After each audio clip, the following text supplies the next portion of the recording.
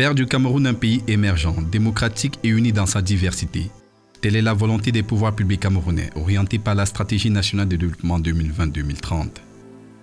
Pour atteindre cet objectif, le Cameroun s'est doté d'outils nécessaires à la mise en œuvre de cette ambition. Le programme d'aménagement et de développement intégré de la boucle minière du Dja et de la zone frontalière adjacente en est un. Sur le terrain, le PADIDJA se déploie dans 11 communes réparties dans les régions de l'Est et du Sud. Son objectif, assurer le développement économique de ces deux régions, dont le sol et le sous-sol très riches, peuvent servir de locomotive à une croissance durable du Cameroun en général et principalement des populations locales. En 2022, toutes les composantes opérationnelles se sont déployées. La composante développement rural s'est déployée sur les activités qui concernent cette composante. La composante coopération s'est déployée. Nous avons maintenant commencé à voir avec les collectivités territoriales ce que nous pouvons faire ensemble. Et puis la composante la plus intéressante, celle qui s'est beaucoup déployée, est la composante des infrastructures socio-économiques qui concernent les routes, notamment en général le désenclavement. La satisfaction est quasi générale parce que les activités que nous avons commencé à mettre en place en 2020, nous avions un retard en 2021.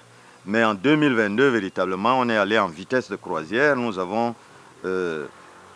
augmenté les effectifs. Nous avons eu le matériel roulant nécessaire au déploiement optimal des activités. Donc vraiment, je dirais que 2022 a pour nous été une année de pleine activité, dont nous en sommes très satisfaits. Le ministre de l'économie lui-même, son Excellence Alamine Ousmane, a engagé une mission d'évaluation qui a donné un taux de satisfaction d'environ 70%, ce qui est très très appréciable au regard des ressources très limitées que le programme a reçues. Mais ce que je dirais pour 2023, c'est que nous puissions vraiment, si nous obtenons, et je n'en doute pas, nous allons obtenir les ressources du gouvernement parce que le gouvernement, lui, ne ménage aucun effort. Nous allons continuer à nous déployer sur les infrastructures socio-économiques parce que la satisfaction des populations vient surtout de là. Et vous n'ignorez pas, il ne faut pas ignorer que notre programme est un programme d'anticipation. Le chef de l'État lui-même a encore évoqué l'exploitation du fer de Mbalam dans son discours du 31. Cela voudrait dire qu'il faudrait qu'on accélère avec les activités parce que l'exploitation minière, dès qu'elle arrive, il faudrait qu'elle trouve que le pays, dans cette zone, est prêt à accueillir les arrivants, ceux qui vont venir travailler dans les mines, et puis aussi les miniers eux-mêmes, qu'ils puissent avoir de quoi les infrastructures adéquates pour transporter leurs produits. L'action du PADIDJA a souvent nécessité des partenariats avec d'autres entités, comme le VVF. Nous avons convenu d'avoir cette convention parce que le VVF est un peu le conseiller du gouvernement du Cameroun en matière de gestion de la biodiversité et de développement durable. Alors que le PADIDJA a un volet de développement, beaucoup plus de développement agricole et infrastructurel. Alors il était important de mettre les deux ensemble pour s'assurer que quand on va aborder au niveau du PADIDJA les questions de développement, que la particularité sur la biodiversité et la protection de l'environnement soit prise en compte. C'est pour ça que nous avons jugé nécessaire d'avoir ce partenariat, l'un pour le gouvernement du Cameroun et l'autre pour la structure du VVF, qui est en quelque sorte aussi un conseiller technique du gouvernement du Cameroun. Le partenariat que nous avons signé n'est pas limité. Il se développe aussi en fonction des opportunités qui se présentent.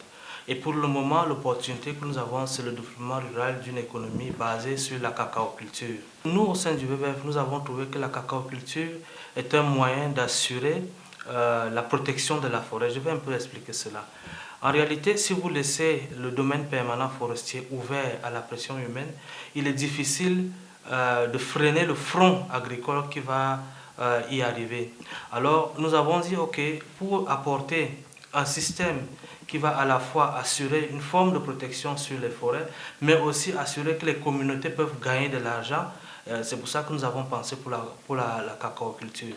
La cacaoculture est un système agroforestier qui se développe dans les zones rurales, qui à la fois permet aux communautés de gagner de l'argent, mais aussi assurer que la forêt soit plus ou moins présente dans l'espace.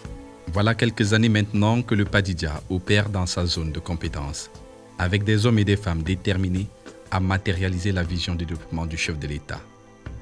Comme à chaque exercice, les actions du PADIDIA font l'objet d'une programmation rigoureuse qui tient compte des besoins réels des populations à la base. L'année 2022 a été, je peux le dire, une année fructueuse au niveau de nos activités, parce qu'on a accompagné beaucoup de populations et beaucoup de communes, beaucoup de coopératives dans des secteurs de l'apiculture où on a pu avoir, je vais par là dire, plus de 500 litres de miel qui ont été écoulés dans nos différents marchés. Et je pu aussi aborder le volet de la porciculture. Et on a eu à construire une porcherie moderne, naisseur-engraisseur, dans la localité de Djoum. On a eu à accompagner les dames qui ont produit des grandes quantités d'hannetons et de champignons du côté de Lomier, où on a pu mettre en place une coopérative. Et ça fait moins d'un mois que la coopérative existe déjà de ce côté. Ça, c'est un grand pas pour les populations de ce côté-là. Et auparavant, il faut le signaler, 2 CEVEC ont été mises en place. Les CEVEC, ce sont les caisses villageoises d'épargne et de crédit. Nous avons, je vais citer par exemple les forages. Nous avons réceptionné 33 forages à pompe manuelle dans les 11 communes. Et toujours dans les forages à pompe solaire, nous avons réceptionné 4 dans la région du Sud, à raison d'un forage par commune. Nous avons également, en ce qui concerne l'entretien routier, réceptionné les travaux de l'adaptation du Conson, Mindourou, Messamana, 106 km, Tessan, Kwavanso, pour un total de 38 km.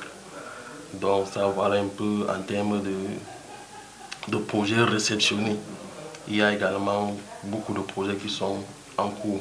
Une étude menée par le PADIDIA en 2021 a révélé que les populations de sa zone d'intervention, qui couvre 11 communes, éprouvent des difficultés à financer leurs activités génératrices de revenus. Et pour apporter une réponse à cette problématique, le PADIDIA a cru devoir accompagner ces populations à mettre en place 2 caisses d'épargne et crédit, dont une à Lomier et une à Djoum.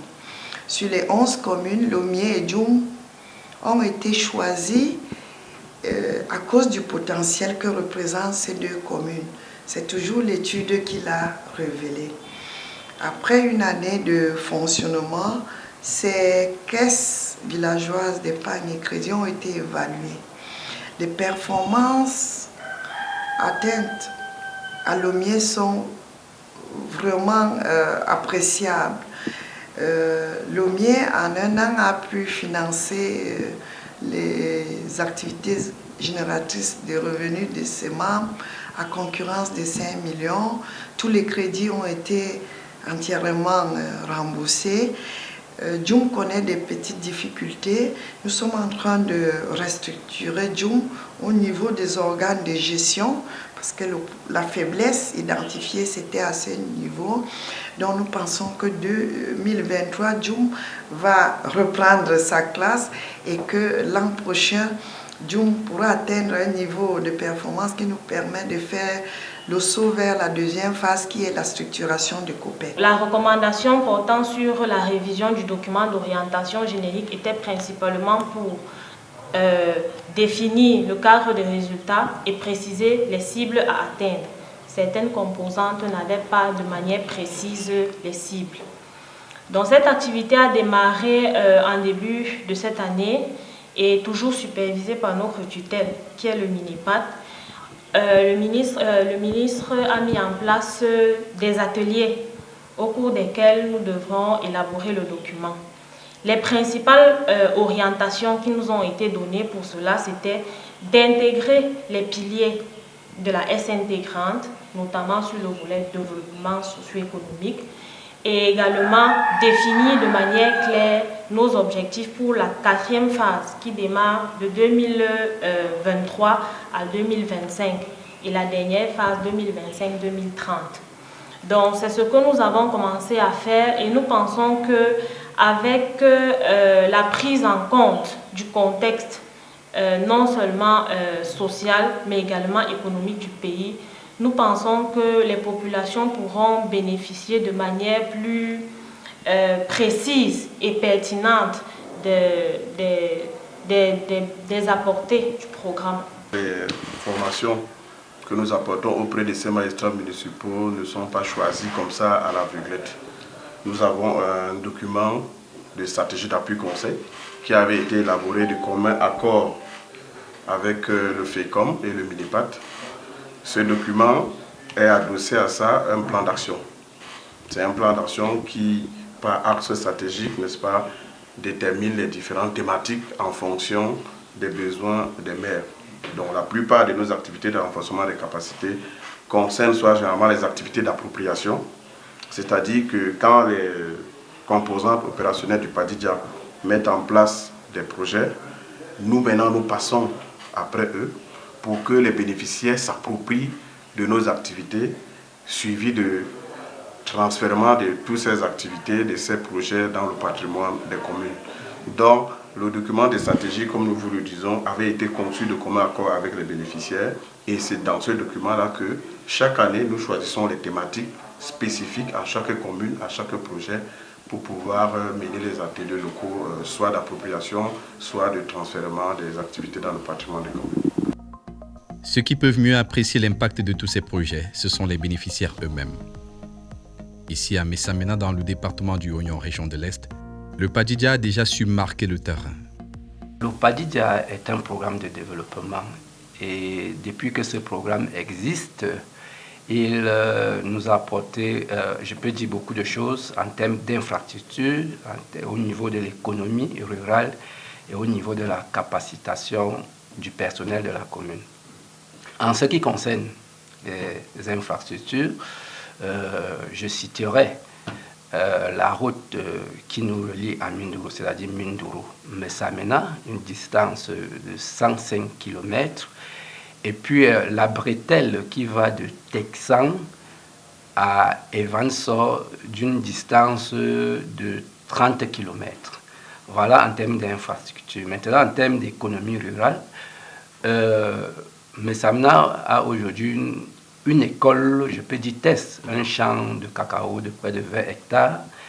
Et nous avons aussi bénéficié d'une pépinière afin d'accroître cette plantation, ce champ test à 40 hectares. Et puis maintenant, au niveau du renforcement des capacités du personnel de la commune, nous avons bénéficié de la formation du PADIDIA sur l'appropriation du logiciel Simba pour la gestion la gestion comptable de la commune.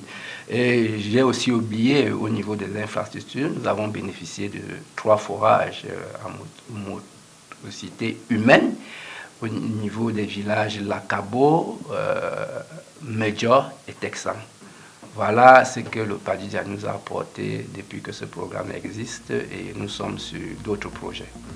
Notre périple nous permet d'ailleurs de toucher du doigt quelques-unes de ces réalisations. La route Tessan et Vansor, ou encore le projet Cacao de Tessan, dont les prémices parlent d'eux-mêmes. En attendant les premières productions, grâce à la banane plantain, les populations tirent déjà profit de l'initiative du PADIDIA, mise sur pied avec l'accompagnement de la SODECAO.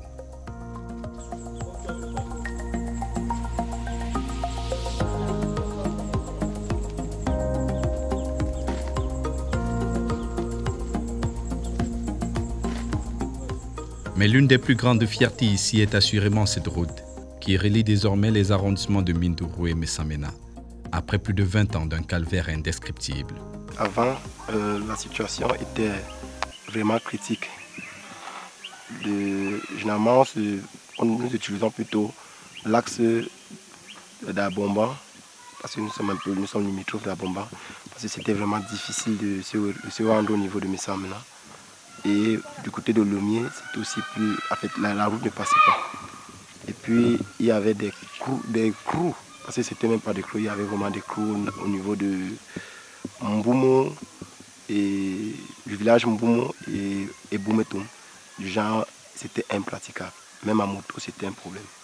Donc, depuis l'apparition de Padidja, vraiment, même à minuit, tu peux là te déplacer. Pourtant, avant, c'était difficile. C'était impraticable, vraiment. Cette route également a une valeur culturelle. Parce qu'en réalité, bon, nous n'avions pas d'accès vraiment réel avec nos frères de Messamena, avec lesquels nous sommes d'ailleurs très liés. Il nous fallait prendre le détour d'Abomban à Tokmbama, même pour des choses comme des obsèques. Et vous savez, Messamena n'a pas de morgue.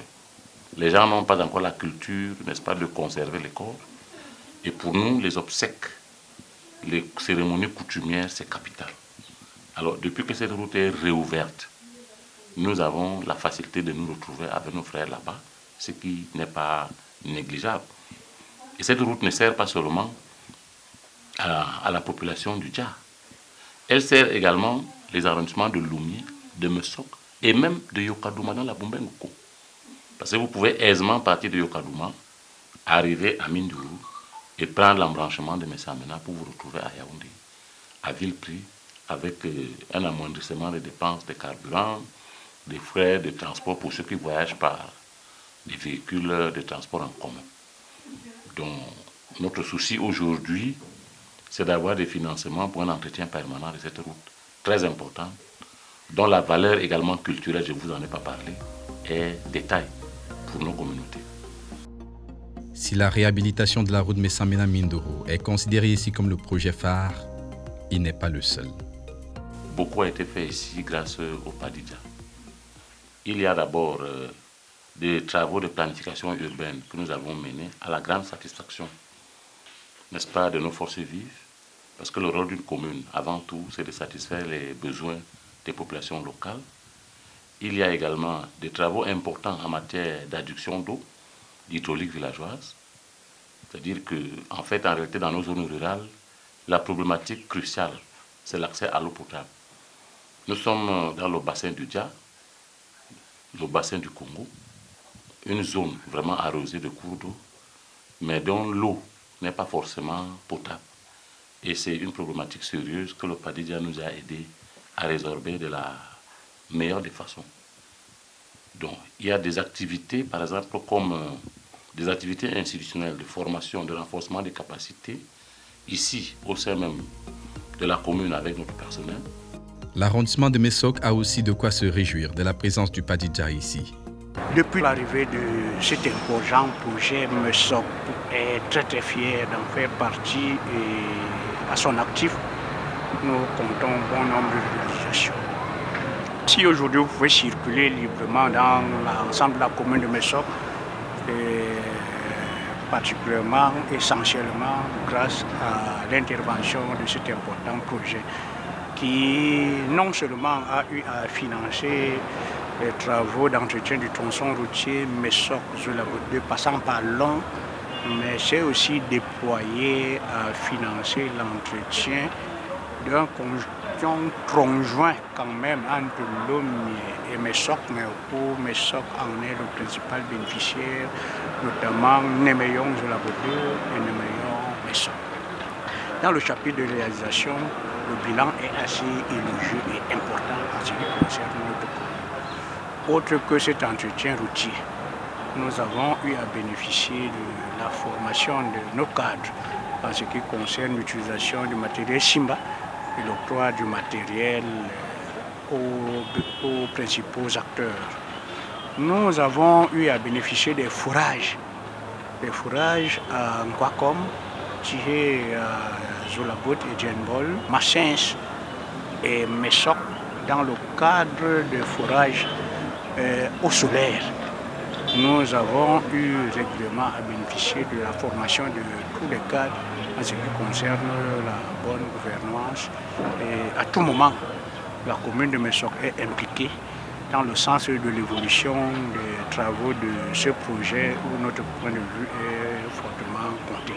Nous sommes fiers de ce projet. L'arrondissement de Lomé, à lui seul, concentre un bon nombre de projets conduits avec succès par le programme d'aménagement intégré de la boucle minière du Dia et de la zone frontalière adjacente, comme ici, au Codedem. Sincèrement, s'il faut parler des principaux bénéficiaires du programme du PADIDJA, nous sommes les numéros 1. Parce que là où nous nous retrouvons ici, il ne ressemblait pratiquement à rien.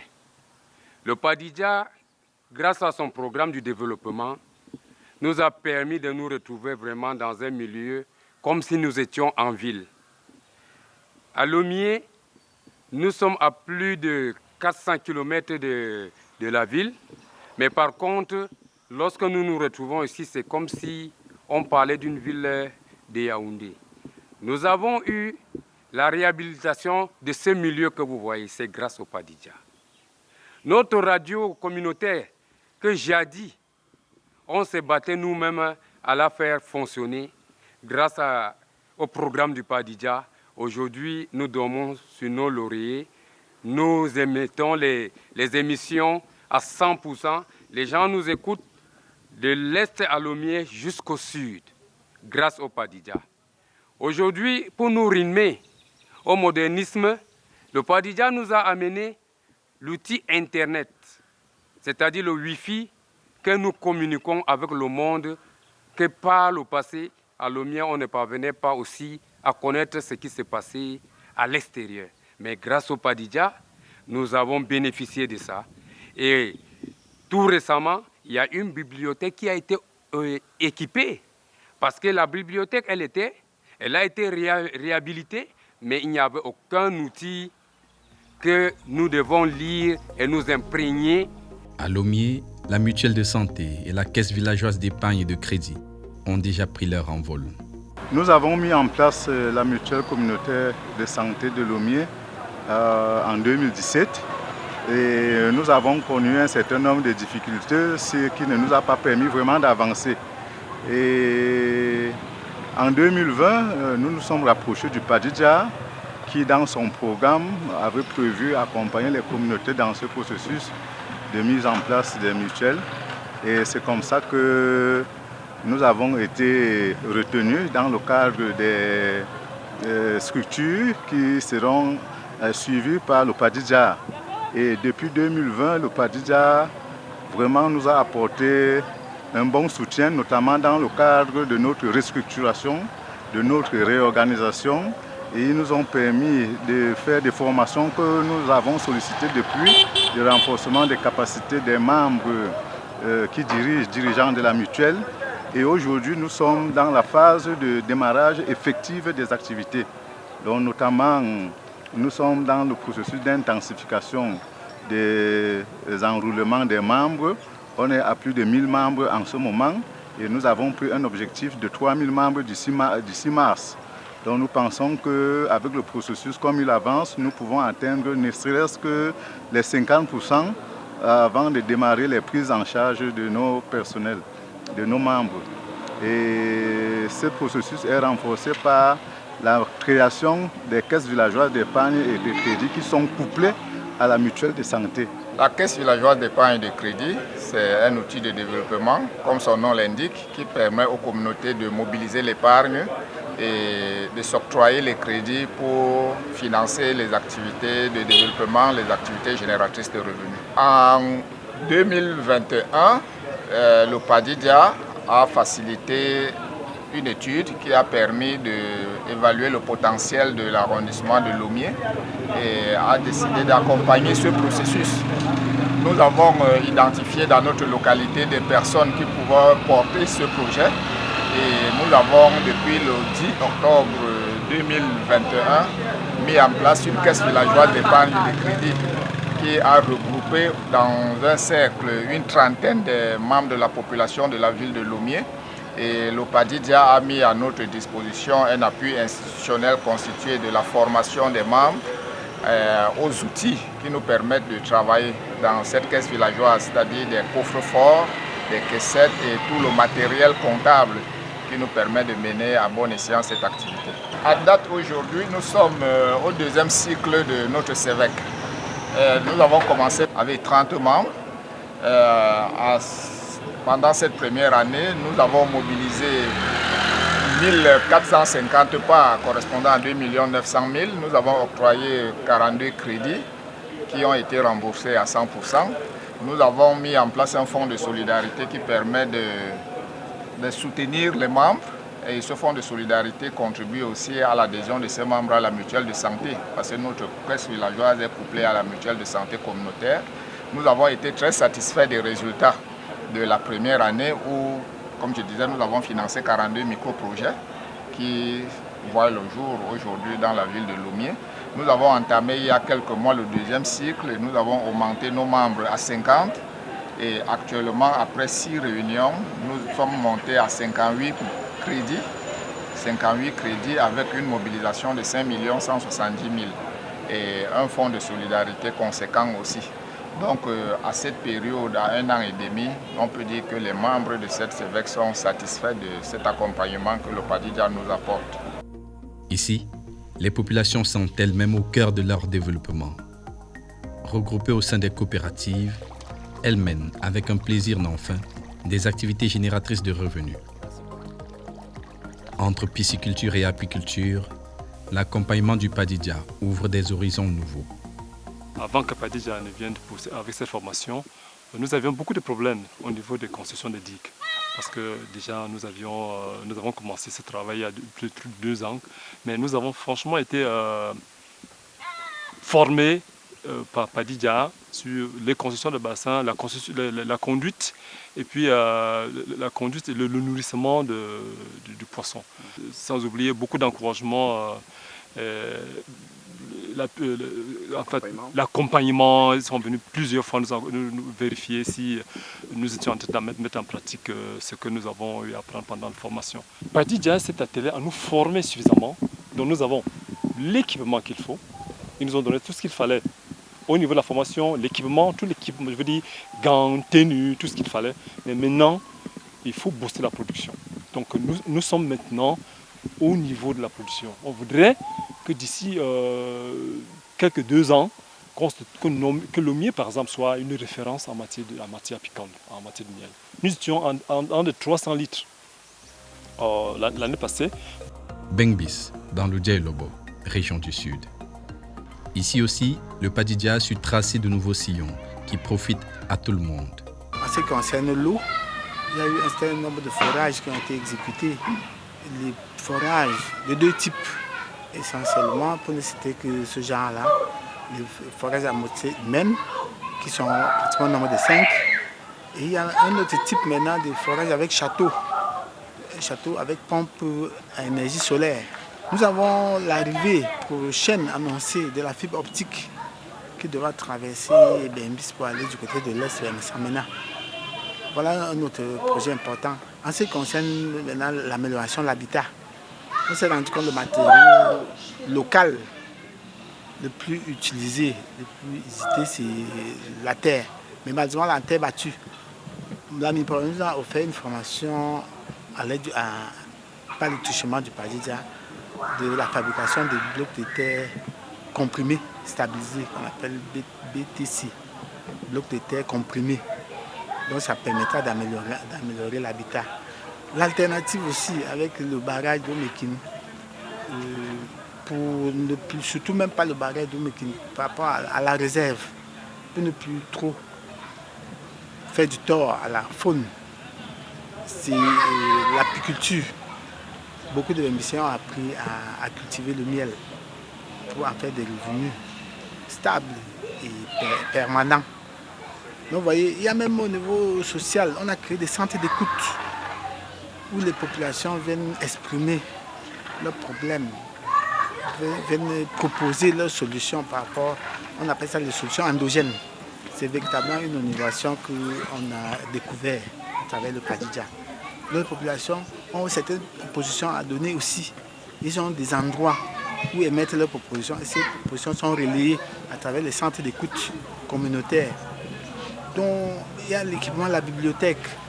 Donc vous voyez, c'est multi dimensionnelles les actions que le PADIDJA fait à Bembis. Pour les populations rurales, le PADIDJA a déjà apporté bien plus que cela. Le PADIDJA nous a apporté la vie, je peux le dire, parce que l'eau c'est la vie. Et on avait trop de problèmes pour avoir l'eau.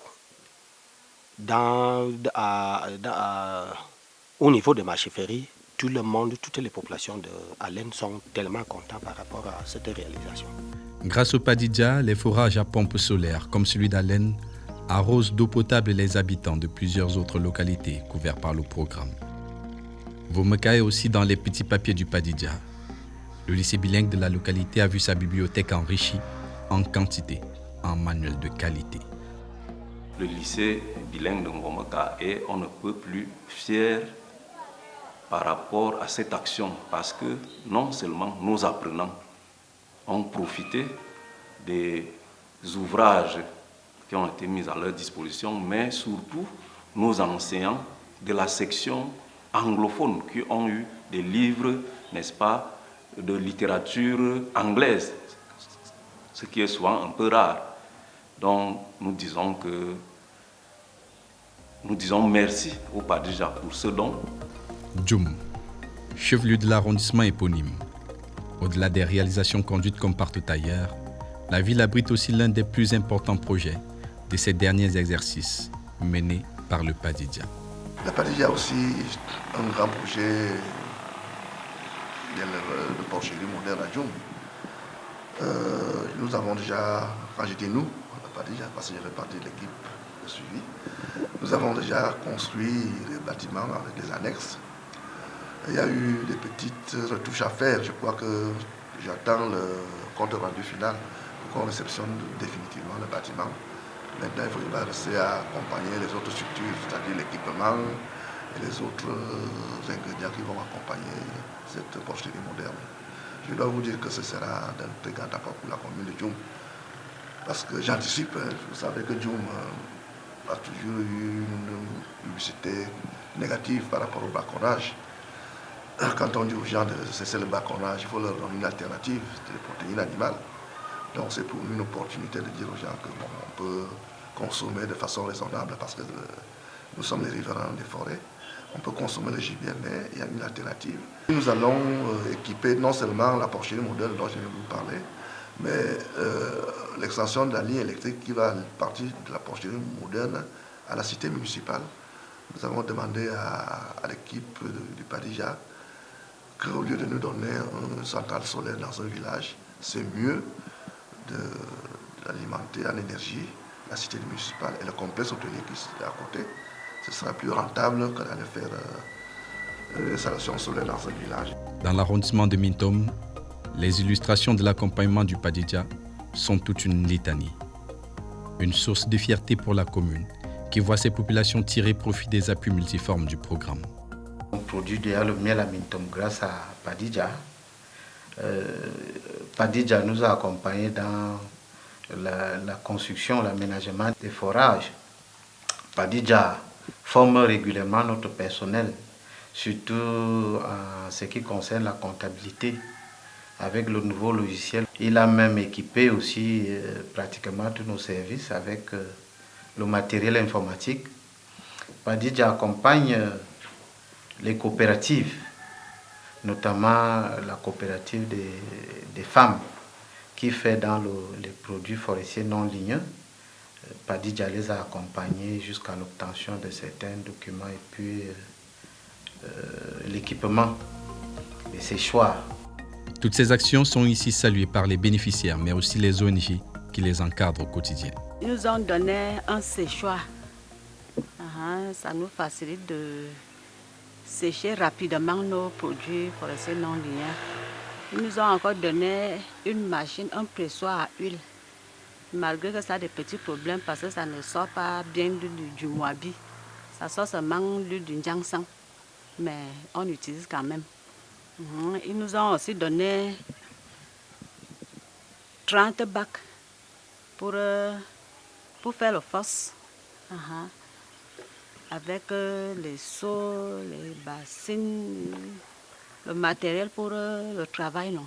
Donc si on fait l'huile, on n'a pas de difficulté pour mettre l'huile.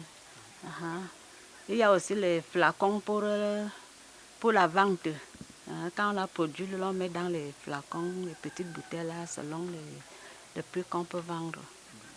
Nous avons aussi bénéficié d'une formation pour la production du phos dans les bacs et les champions dans les championniers.